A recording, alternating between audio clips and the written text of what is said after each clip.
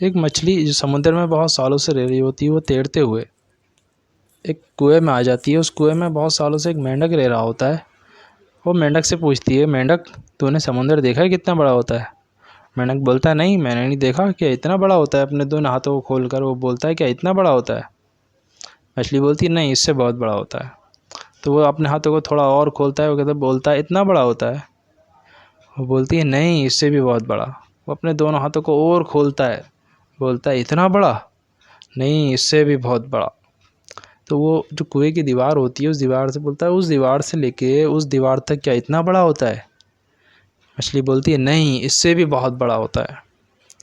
तो फिर अपने साथ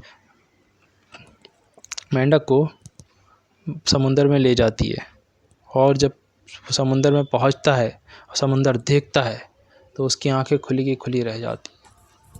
दोस्तों ये सिर्फ एक स्टोरी है, मोटिवेशनल स्टोरी है, लेकिन इस बात से माइंडसेट और सोच का पता चलता है कि एक मेंढक की सोच क्या है और एक मछली की सोच क्या है। दोनों ही अपनी जगह पर सही थे, मछली भी अपनी जगह पर सही थी और मेंढक भी अपनी जगह पर सही था।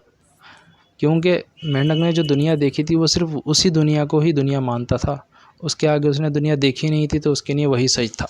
उसे पता था कि उसके इस दुनिया के अलावा कोई दुनिया है ही नहीं। जब उसने देखा कि समुंदर भी है जो इस दुनिया से भी बहुत बड़ा है, तो उसकी सोच मछली की तरह हुई है। इसी तरह से हम और हमारे समाज में जिस तरह के लोग होते हैं, तो उनमें से भी कुछ की सोच मछली और कुछ की सोच मेंढक की तरह पाई जाती है। क्योंकि कुछ लोग इतना ब्रॉड थिंकिंग करने वाले होते हैं, कुछ लोग बिल्कुल स्मॉल नैरो माइंडसेट वाले होते हैं। तो वो अपने हिसाब से, क्योंकि वो उन्हें पता ही नहीं है कि दुनिया में एक समुंदर भी है, समुंदर नाम की भी कोई चीज़ है, तो वो सालों से कुएं में रह रहे होते हैं। वही उनकी माइंडसेट बना हुआ होता है, वही अपब्रिंगिंग होती है। इसी तरीके से उनकी जो लाइफ होती है उसी तरीके से चलती रहती है। लेकिन जो जिस तरह से मछली जो समुद्र में रहती है, उस तरह की सोच रखने वाले जो लोग होते हैं, उन्हें पता होता है दुनिया में कहाँ कहाँ कैसी कैसी क्या अपॉर्चुनिटीज़ हैं और वो क्या क्या कर सकते हैं। एक चीज़ में अगर फेल हो जाएंगे तो वो दूसरी चीज़ ट्राई करते हैं, दूसरी में होते हैं तीसरी चीज़ ट्राई करते हैं। इसी तरीके से वो धीरे धीरे और सीखते चले जाते हैं और अपनी सोच को, अपने माइंडसेट को और ब्रॉड करते चले जाते हैं।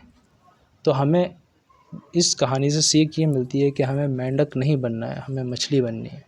हमें देखना है कि समुंदर कितना बड़ा है। अगर हमने नहीं देखा है कि समुंदर कितना बड़ा है, क्या अपॉर्चुनिटी है लाइफ में, तो हमें उसको जानना है।